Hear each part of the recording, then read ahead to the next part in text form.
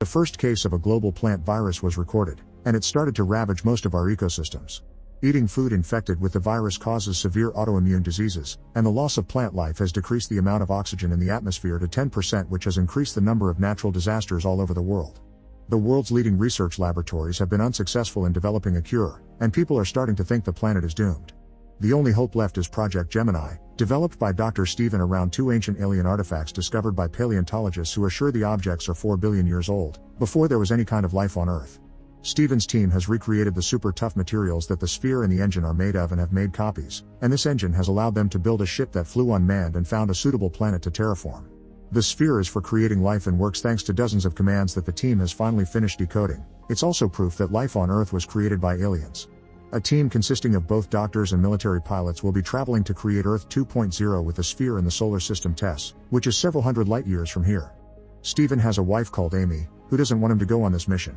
On the day of the launch, she still comes to the base to try to stop Stephen from leaving, but she doesn't make it on time and must watch how the ship leaves the planet. When the vessel leaves the atmosphere, an unusual crack appears on the alien sphere, indicating they may not be alone. Using the alien engine technology, the ship opens a warping portal that allows them to jump across the universe. However, as soon as they make it to the other side, the systems indicate an error. They haven't arrived at TESS, they're somewhere unknown. Stephen blames engineer Peter for this, claiming he made a mistake when he entered the coordinates, so he's relieved of his duties for now. Moments later, while Stephen rests, he keeps thinking about Amy, but also about the first time he activated the sphere, which allowed him to see some weird humanoid form that quickly disappeared. Afterward, Stephen asks the team to try to set the jump trajectory to figure out where they are, but it's impossible to do because all their data is messed up, as if they moved between the third and fourth dimensions. Meanwhile, Peter leaves his bunker and takes one of the security cameras so he can inspect the sphere alone. At that moment, the computer announces someone has opened the repair airlock and that there's an unidentified object approaching. To everyone's shock, they suddenly see a frozen Peter floating outside. Dr. David thinks Peter ended things because he couldn't live with his mistake, but Dr. Leona refuses to believe it because she's known Peter for 8 years and he wasn't that kind of guy. Stephen scolds her for crying over the guy that has doomed humanity and orders her to take over Peter's duties from now on. Later, David shares that when his daughter died, he also almost ended things, but he thought he could be useful instead. Now that the mission is over, he's feeling useless again, but Stephen promises him they'll find a solution. At that moment, the ship comes across a planet made of volcanic rock.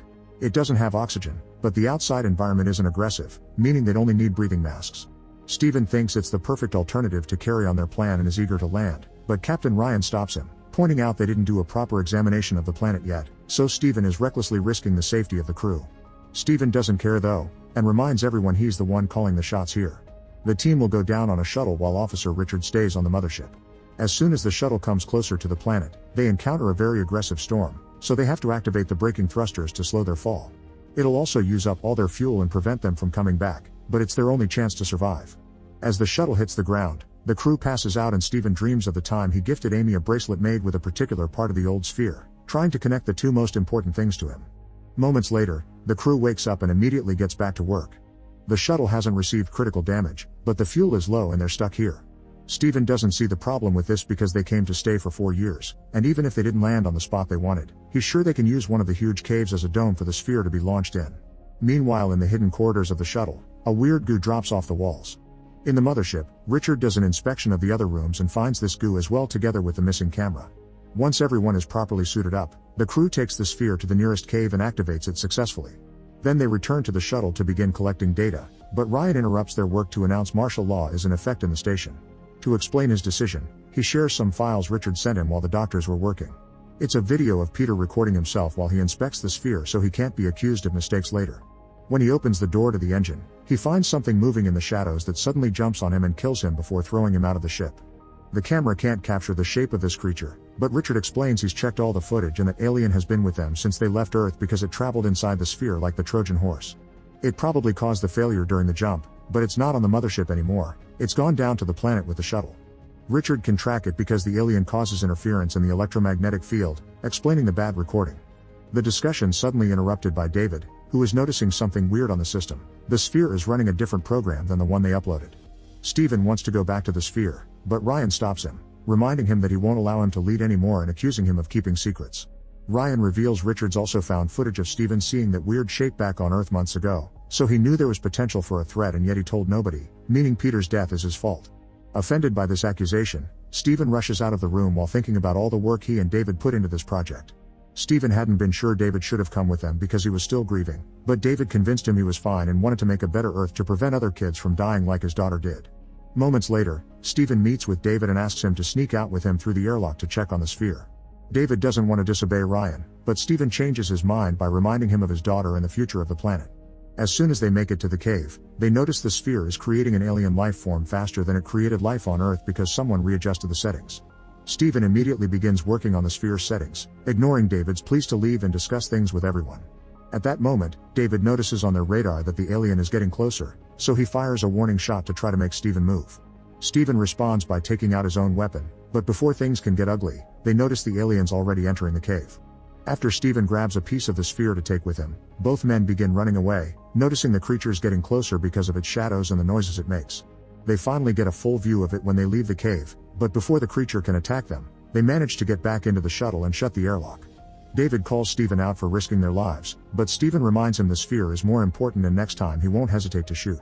Then Ryan shows up to scold Stephen as well, and when Stephen explains they'll have to use force to stop him, Ryan punches him. Suddenly, the computer raises an alarm to let the crew know the module's integrity has been compromised. Leona leaves her room to check the issue and finds lots of goo in the corridor, only to suddenly be pulled back into a different area. It's Frank, who informs her the alien has made a hole in the low deck and now is in the lander. Very carefully, the pair makes their way to hide in the lab, where it's getting very hard to breathe. In a flash, the lights go out and a strange noise can be heard coming from behind the plant units. This means the alien is here, so Frank pushes Leona out of the room, and as she runs down the corridor, she can hear Frank screams while the alien kills him. Leona meets with the rest of the team in the control room and tells them what happened, prompting Ryan to scream at Stephen for bringing the alien back with him. The creature entered by making a hole in the hull. It also has damaged the generator and the cameras aren't working, so they've lost contact with Richard and they don't have visuals on the rest of the ship. Their only solution is to go to the backup generator and reconnect everything, which is extremely difficult to pull off if they can't track the creature, prompting Stephen to volunteer to go since it's his fault. With his weapon out, Stephen carefully makes his way to the generator and manages to bring back the communication system. The team can track the alien now and warns Stephen that it's near him, but as soon as Stephen tries to leave, he begins hearing those noises. Luckily Ryan thinks fast and drags him back into the control room by using a metal rope. Then, the team makes a plan together to smoke the alien out of the ship. While Stephen waits outside to play bait, Leona opens the airlocks followed by the lab door, rushing to hide in another room as the alien comes out. The creature quickly begins making its way through the airlocks, but when Richard tries to turn on the engine to burn it out, he can't because the alien is interfering with the signal. Stephen runs for his life and Leona comes to help him, but at that moment, the alien comes out, and Richard regains access to the engine. Stephen and Leona run back inside as the creature is hit by the fire, but this isn't enough to kill it and it tries to reach Stephen, who is being dragged inside by David. The alien's tentacle hurts David's arm right as they close the door, leaving the creature's limb inside. While the beast returns to the cave, Ryan shuts the airlocks and the others get to reseal the hole. Moments later, the team finds Frank's body, and while Leona decides to end things for herself because of her grief, Stephen thinks about Amy again. She had tried to convince him not to leave by explaining she was working on a vaccine, but more importantly, she was pregnant, yet this was still enough to make Stephen stay because saving Earth was more important than his personal life.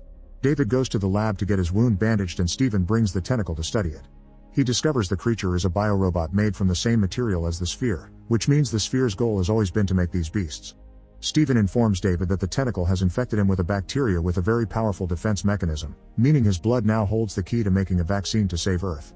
As soon as Stephen makes a cut on the tentacle, the lights go crazy and he remembers the image he saw back on Earth, meaning the alien is a transponder and this is the way his race colonizes planets. Stephen decides they need to kill the alien and restore the sphere's settings, but Ryan locks him up in the lab and tells him he's under arrest for putting everyone's life at risk. Ryan points out lives are expendable to Stephen, and David agrees, saying Stephen only wants to play hero and he never cared about humanity. This makes Stephen remember her last argument with Amy, who accused him of having a savior complex before throwing her bracelet away.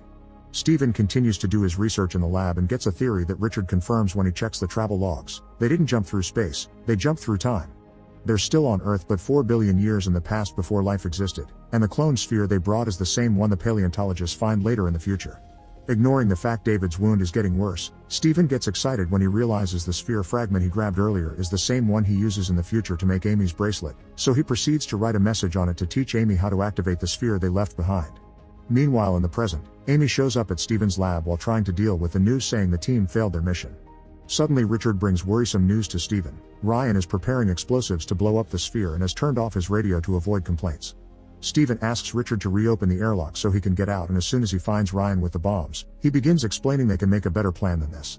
Their conversation's interrupted by a shot that kills Ryan out of the blue. It's David, who's escaped through the airlock and has gone deranged because of the infection, making him think the alien has chosen him to help it makes things right because humans are a malfunction from the sphere. Stephen throws Leona's Rubik Cube at the wall to distract David and lands a shot on him, prompting David to run away wounded.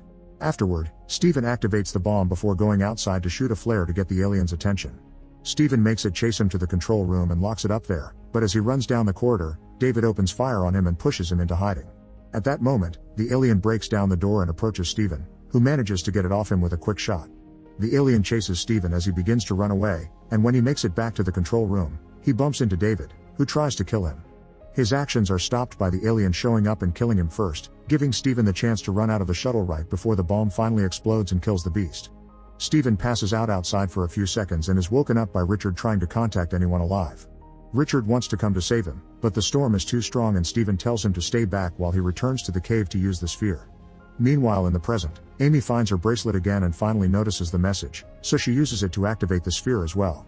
At that moment, husband and wife meet again in a fusion of past and present, and Stephen hurries to share the formula for the vaccine before expressing his love right as the connection ends. Stephen dies in the cave because of the lack of oxygen and Amy cries when she understands she's a widow now. Many months later, Amy is raising a very healthy baby thanks to the vaccine that is now helping the Earth to become a better place. Make sure to subscribe and turn on notifications so you can watch more videos like this. Thanks for watching.